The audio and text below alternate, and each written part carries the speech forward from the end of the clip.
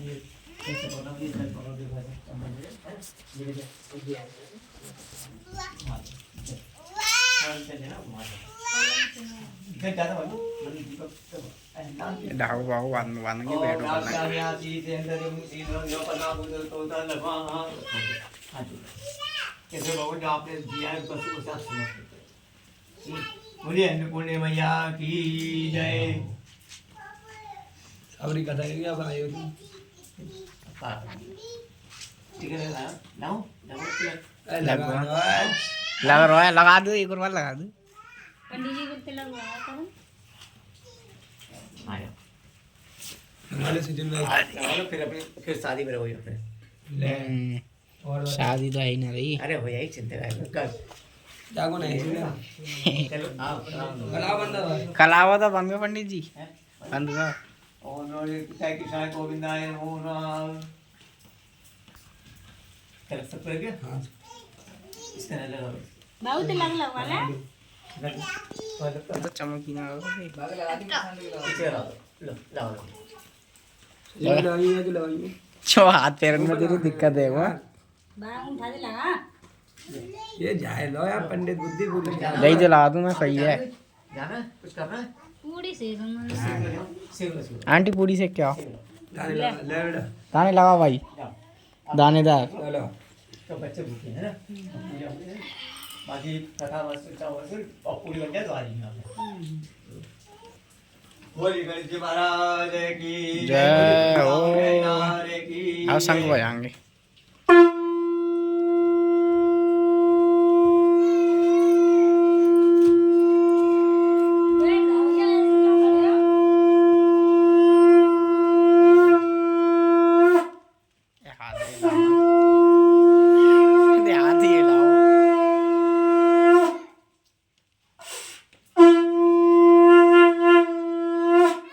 बोली श्री सत्यनारायण भगवान की जय श्रीमन नारायण नारायण नारायण भजमन नारायण नारायण नारायण ओ श्रीमन नारायण नारायण नारायण भजमन नारायण नारायण नारायण बोली श्री सत्यनारायण भगवान की जय हो मुंह में कंचा मुंह में कंचा नहीं मैं नाम का कोई नाम नहीं है तेरा भगवान का नाम नहीं तेज बोल देगा भगवान का नाम दोगे ए तुम बोल ले मैंने तो बोल दी थी रिकॉर्ड में भी है ओए आओ मतलब पूरा मिटाएंगे एक अरे मजा ना आए वो बात पकड़ ले भैया चुप ऐसे गिर जाए ओए जी का है वो जय तो भैया एक समय की बात है मैं भी सब चीज में सो गया था काम से आप कहे सुझे बताइए इस कली में उसको प्रकृति किस प्रकार की तथा उनका त्याग किस प्रकार होगा जो कि अपने अनेक प्राणी जुड़े हुए हैं अपने किसी न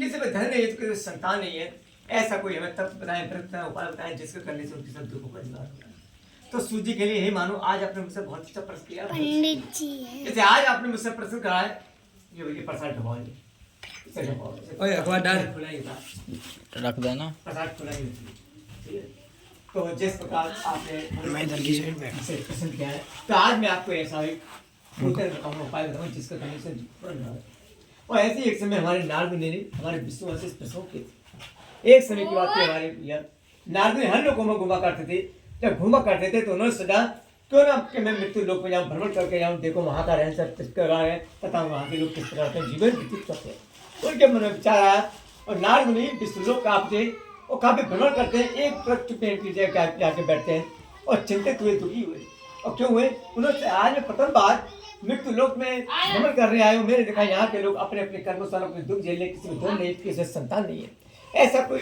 क्या करा जिससे इष्ट करने से उनके सब दुखों का निवारण हो जाए तो हमारे नारद मुनि के मन में विचार आया कि उन्होंने विष्णु लोक जाऊँ अपने भगवान के पास जाऊँ तो हमारे नारद मुनि विष्णु लोक जा पहुंचे और जब विष्णु लोक जा पहुंचे तो हमारे विष्णु भगवान अपने सिंहासन विराजमान थे एक हाथ में चक्र था गदा था वज्र था शंख था गले में वरमाला था तो जाते नमन क्या प्रणाम किया हो कि नहीं भगवान आप तो अति शक्तिशाली हैं आपसे तो कुछ भी नहीं छुपा आपको तो मधुर वाणी वो भी छुपाती है तो हमारे भगवान कहने लगे हे नारद आज आप विष्णु लोक आए अपना प्रश्न करिए किस उद्देश्य से आए बताइए तो नारद कहते हैं हे भगवान अभी बिल्कुल मृत्यु लोक का भ्रमण कर आया हूँ और मैंने देखा मृत्यु लोक के प्राणी है अपने कर्मसार अपने दुख झेले किसी में धन नहीं किसी में संतान नहीं है तो मैं ये चाहता हूँ ऐसा कोई तब बताएं व्रत बताएं उपाय बताएं जिसको करने से उनके सब दुखों का निवारण हो जाए, उनको मनमानी फल प्राप्त हो जाए, ऐसा उनका बताया। तो भगवान के लिए हे नारद, आज आपने मुझसे बहुत अच्छा प्रश्न किया मनुष्य के लिए, कि आज आपने मुझसे प्रश्न किया तो आज मैं आपको ऐसा उपाय बताऊंगा जिसको करने से मनुष्य के सब दुखों का निवारण हो जाएगा। तो अगर मृत्यु लोगों को श्री सत्य नारायण होगा पुण्य व्रत करे तो शायद उसके दुखों का निवारण शीघ्र हो जाए, उनको मनमानी फल प्राप्त हो जाए, ऐसे बताया। तो नारद के लिए भगवान आपने पूजन बताया सत्य नारायण होगा, परंतु पूजन किस प्रकार हो, क्या करोगे, ऐसे नहीं करते हैं पूजा है ना। तो ये इसी प्रकार के लिए इस पूजन को ये सत्य होगा पूजा करता है, किस प्रकार होना, कोई विधि विधान बताइए इसमें क्या शामिल चाहिए। तो इस पूजन को पूर्णवासी अमावस का दिन बताया, और दूध दही घी शक्कर से इस सबका पंचम मिल रहा है, और किसी ब्राह्मण के मुख से इस पूजन का जब पूजन कराए पूजन समाप्त हुआ तो जो भी आपने प्रसाद बनाया भगवान का भोग ला दिए, अपने बंधु राव को दिए और स्वयं दिए, और शाम की समय भजन कीर्तन करिए। जब ऐसा करेंगे तो हो सकता है भगवान आपकी भक्ति से प्रसन्न होएंगे, खुश होएंगे। जब खुश होएंगे प्रसन्न तो आपकी गरीबी दिन तक दूर हो जाएगी, और जब संतान नहीं है तो संतान की प्राप्ति हुई, ऐसा उनका वचन था। वचन था ये कहने के बाद हमारे भगवान का ध्यान हुए। फिर सूर्य के लिए बताइए अब आप क्या सुनना चाहते हैं। तो बड़े बड़े ऋषि को कहने लगे कि सूर्य बताइए इस पूजा को सबसे पहले मृत्यु लोग किसने की, कहाँ की, ये हम सुनना चाहते, कौन सा ऐसा व्यक्ति था। तो सूर्य के लिए मानो अब मैं आपको ऐसा बताऊंगा। तो बताइए इस पूजा को सबसे पहले सुंदर काशीपुर नगरी में एक अत्यंत निर्धन ब्राह्मण रहता था, जिसका नाम सदानंद नाम का ब्राह्मण, क्या नाम था, सदानंद नाम का ब्राह्मण, बहुत ज्यादा गरीब था, निर्धन था। आए दिन भिक्षा मांग करता था, जो भी उसे भिक्षा मिली थी उसी से अपने घर का गुजर लाल पालन किया करता था।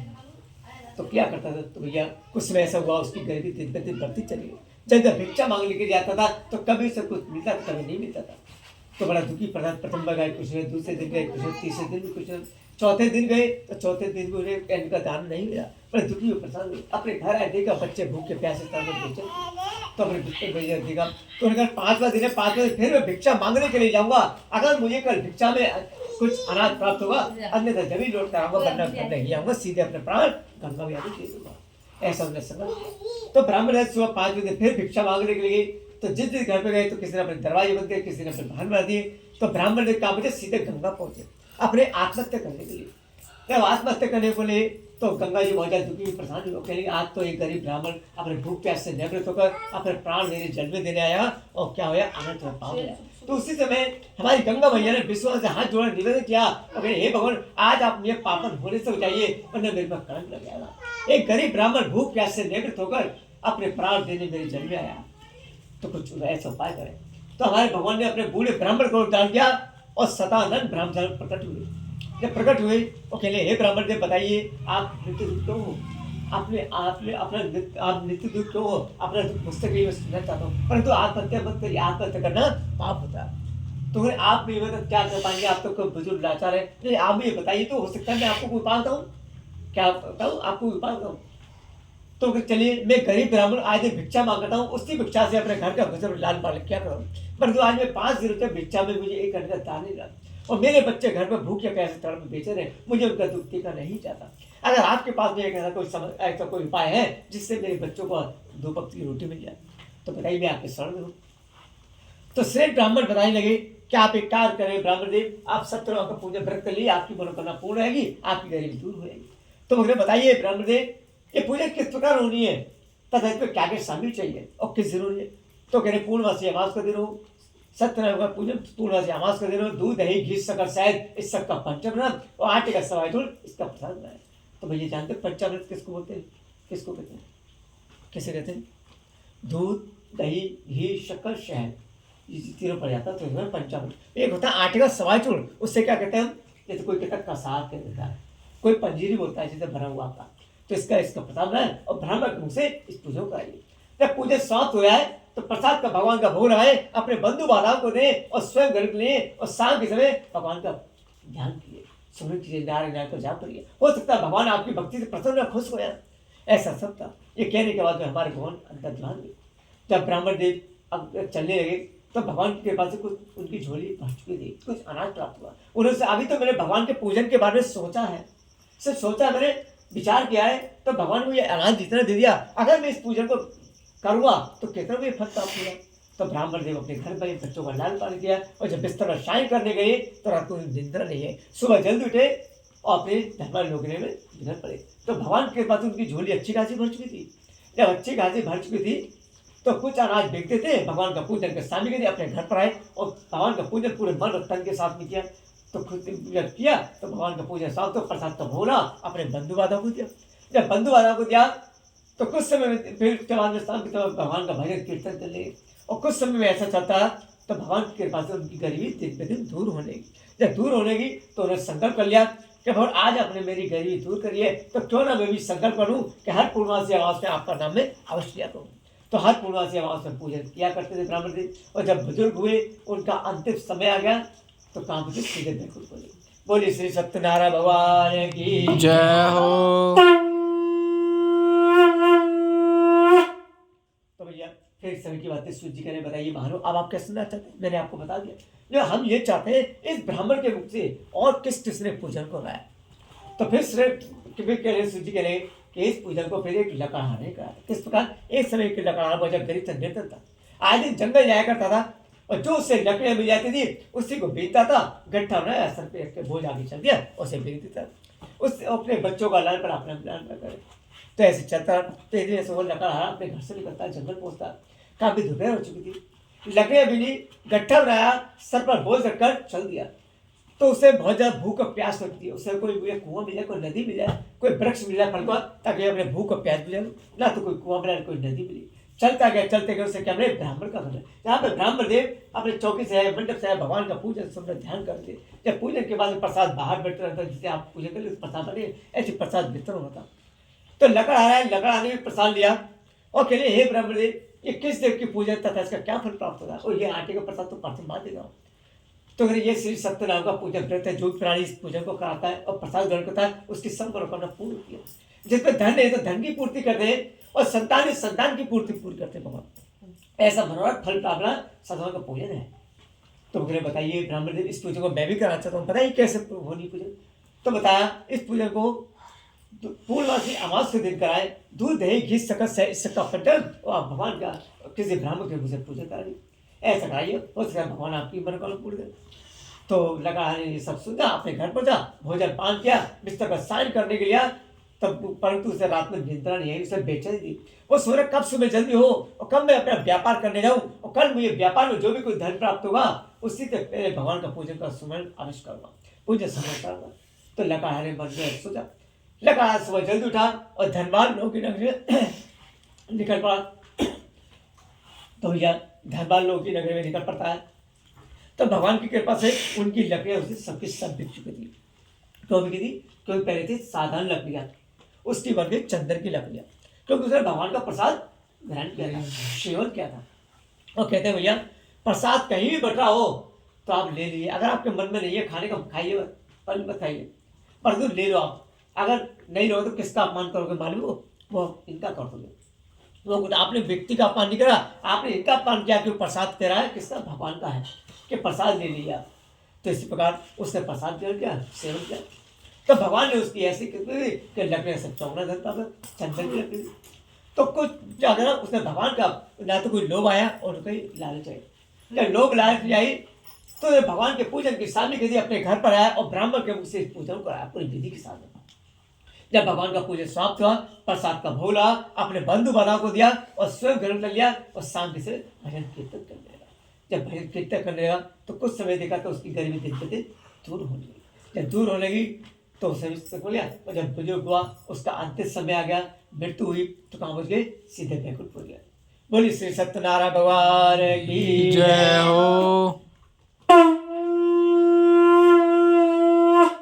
लागी लगन मते तोड़ना, लागी लगन मते तोड़ना, प्रभु जी मेरी लागी लगन मते तोड़ना, हरि जी मेरी लागी लगन मते तोड़ना। खेती बुआई मैंने की तेरे नाम पे, खेती बुआई मैंने की तेरे नाम पे, मेरे भरोसे मते छोड़ना, मेरे भरोसे मते छोड़ना, प्रभु जी मेरी लागी लगन मते तोड़ना, हरि जी मेरी लागी लगन मते तोड़ना, लागी लगन मते तोड़ना, लागी लगन मते तोड़ना प्रभु जी मेरी लागी लगने मते तोड़ना बोले वृंदावन में लाल की जय हो। बोले श्री सत्यनारायण भगवान की जय हो। तो भैया फिर इस समय की बात थी, एक उनका उनका बहुत बुद्धिमान गाय रात क्या करते थे,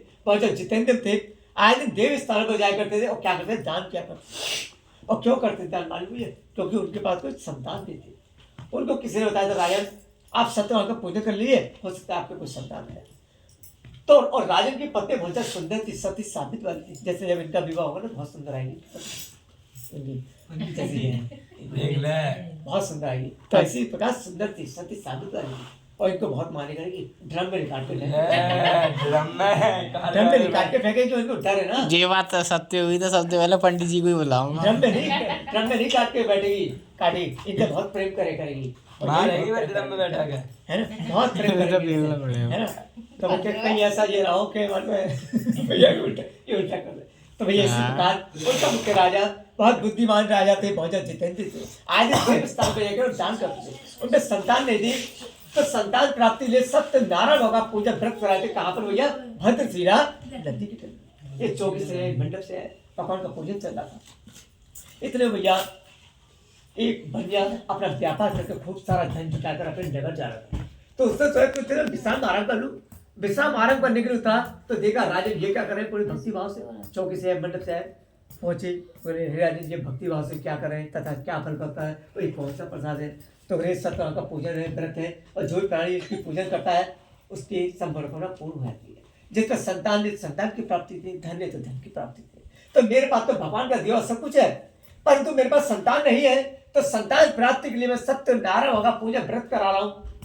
तो भैया बंजा सोच रहा है संतान तो मेरे पास नहीं है, तो क्यों ना मैं भी इस पूजा कराऊं। और कब कराऊं? जब मेरे कभी संतान आया है। तो राजन कब कराए थे भैया? संतान होने से पहले कराए थे। और बंजा ने सोचा संतान हो जाएगी तो बाद में कराएंगे, कराए ना तो कोई बात बाहर आगे डाल। वो कहते हैं बंजा ढेली नहीं क्या देता है, भेली दे देता है। सुना ना पुरानी कहावत है। इसी प्रकार पूछता है कि बताइए कैसे होगी पूजा, बताइए मेरे पास संतान नहीं है।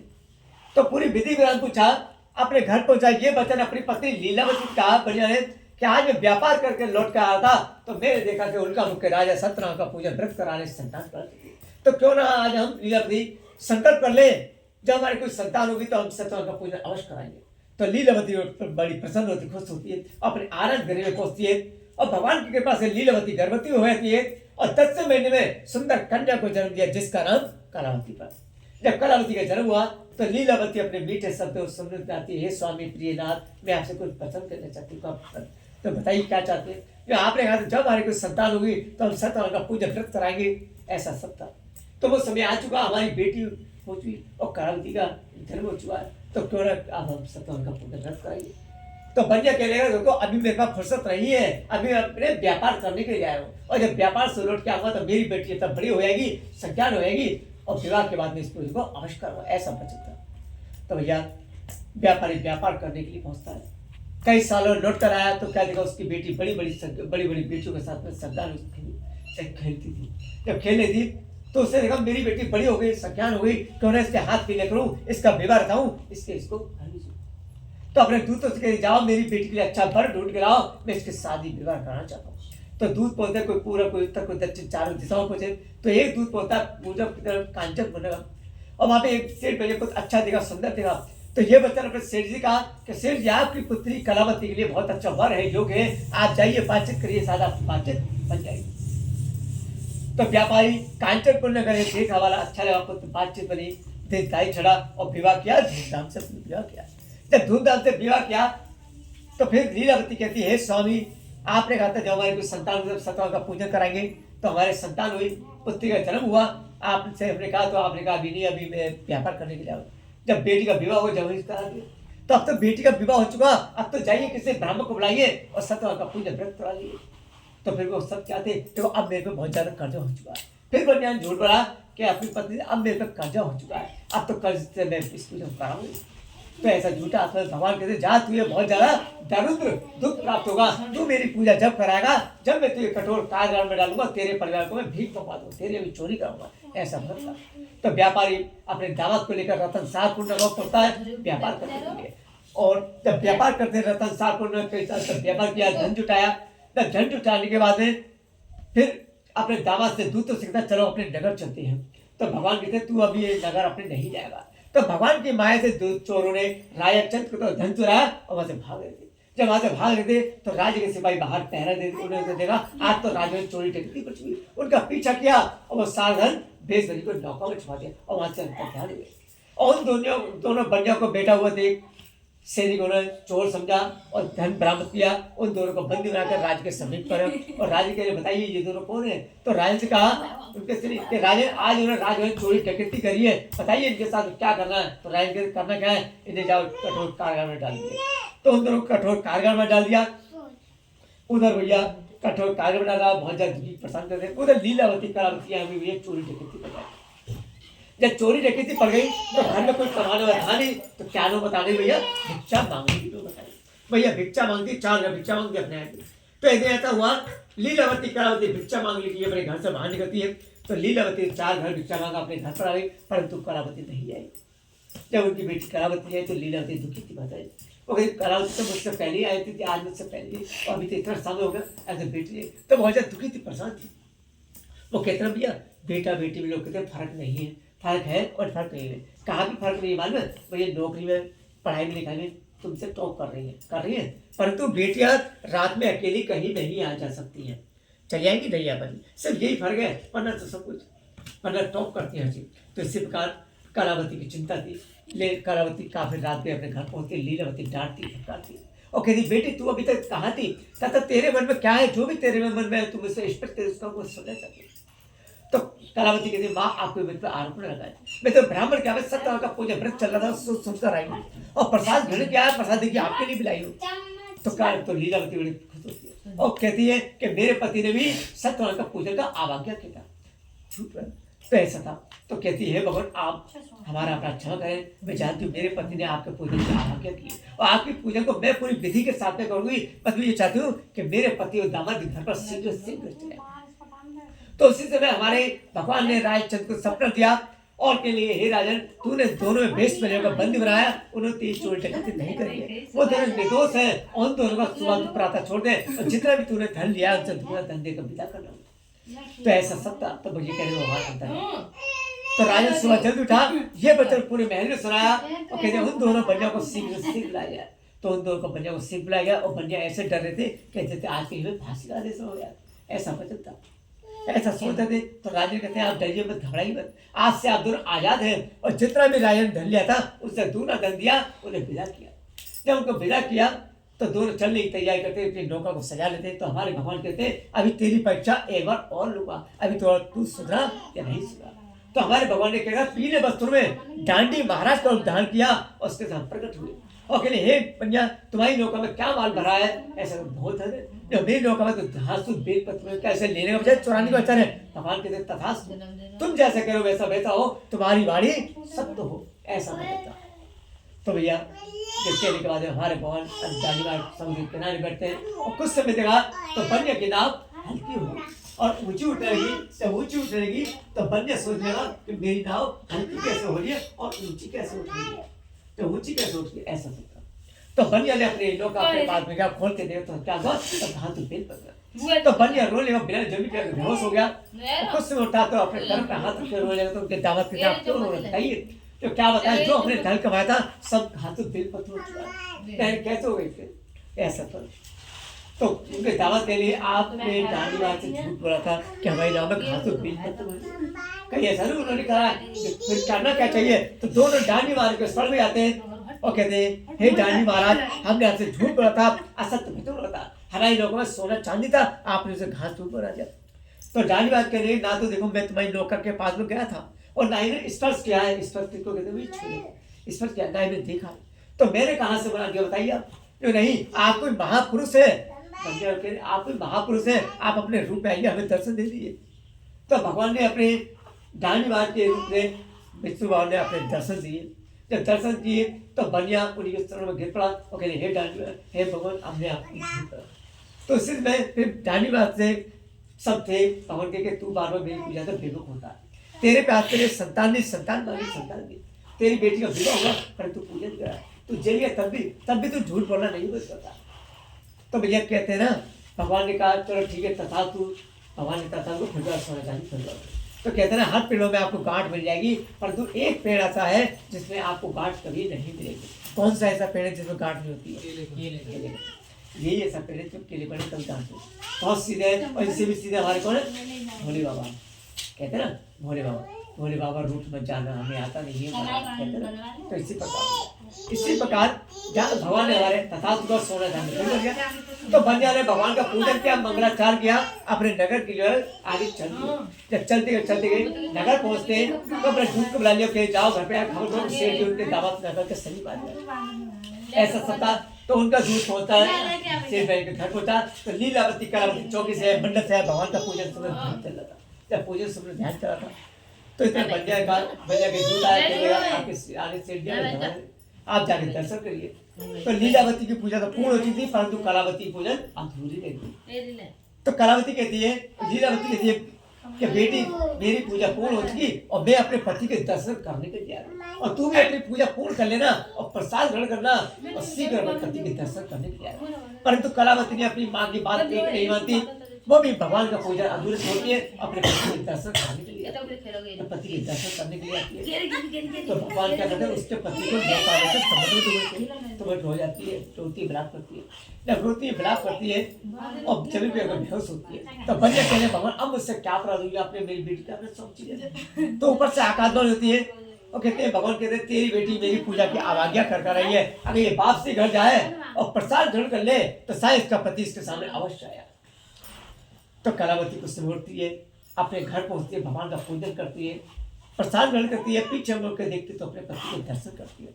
जब पति के दर्शन करे तो भैया उसी समय कन्या कहते हैं भगवान आज आपने मेरे हर अपराधों को क्षमा किया है, आज मैं संकल्प करता हूँ हर पूर्णमासी अमावस से आपका नाम लिया करूँगा।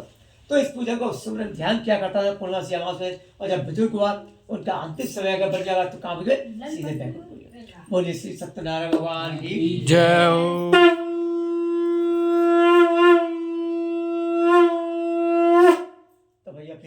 एक राजा तुम दूध के राजा तो बहुत अभिमान था, घमंड था, दान करता था, घमंड करता था। क्यों करता था? क्यों भैया मेरा नाम हो जाए। तो भैया उसने सोचा काफी समय हो गया ना तुमने जंगल का नहीं शिकार किया, आज तक जंगल चलता हूँ शिकार कर आता हूँ। तो शिकार करने के जंगल पहुंचा, शिकार किया, बट का फर्क था भैया के बैठ गया। वो नहीं कहते पांच वाले कुछ भगवान का पूजन करो ध्यान करते थे ना, तो अभिमानी घमंडी उस पूजन में शामिल हुआ। और जब भगवान का प्रसाद आया तो प्रसाद को सब त्याग दिया और कहे तुम कहाँ के नीच वाले हो और मैं कहाँ का राजन हूँ, मैं तुम्हारे हाथ का प्रसाद खाऊंगा। ऐसा सब उन्हें प्रसाद त्याग दिया, वापसी अपने नगर आए तो क्या देखा उसका नगर सब खंडर हो चुका था, उसकी संतानें सब मूर्छित होती है, रोता है, विलाप करता है। इतने में ब्राह्मण जाते हो, कहते हे राजन आप क्यों रो रहे हैं, क्यों विलाप कर रहे हैं, आपका महल कैसे खंड रहा है, आपकी संतान कैसे पड़ गए। तो क्या बताऊँ अभी अपने नगर से जंगल गया शिकार किया, भटका भ्रष्ट था, मैया के विश्राम कर लेगा और मेरे नगर कुछ पांच बारे कुछ पूजा सुन ध्यान करके मैया के बैठ जाए और मैं तो मेरे इस पूजा में शामिल हुआ। जब प्रसाद आया तो मेरे कहते तुम नीच को आ रहे हो, तुम्हारा प्रसाद नहीं सेवन करना। ऐसा शब्द हुआ, बाकी की दया है। तो राजा आपने बहुत बुरा अपराध किया, त्रिलोकीनाथ थे, विष्णु भगवान थे, सत्यनारायण भगवान थे, उनका प्रसाद आपने त्यागा, उसी का प्रकोप है। तो मुझे बताइए ऐसा क्या हो उपाय जिससे करने से मेरा सब कुछ अच्छा हो जाए, मेरी संतान बढ़ जुटती। अगर आप वापसी जंगल जाए राजन और प्रसाद ग्रहण कर ले, हो सकता है भगवान आपके ऊपर कृपा दृष्टि करे। तो राजन वापसी जंगल पहुंचे, प्रसाद ग्रहण किया, प्रसाद ग्रहण किया, वापसी आए तो देखा वो अपने बच्चों के संतान के मुंह में प्रसाद डाला और कुछ समय देखा तो उनकी संतान उनका महल सुंदर हो गया। जब सुंदर हो गया तो प्रसन्न खुश हुए, उन्होंने संकल्प कर लिया है आज आपने मेरे अभिमान को घमंड को तोड़ा, आज मैं संकल्प करो हर पूर्ण से आपका नाम लिया करो। तो इस पूजा को सुनने ध्यान क्या करते थे। और जब बुजुर्ग हुए तुम जब उनकी मृत्यु हुई तो कहा मुझे सीधे बैकुंठ हो गया। बोली श्री सत्यनारायण भगवान की जय।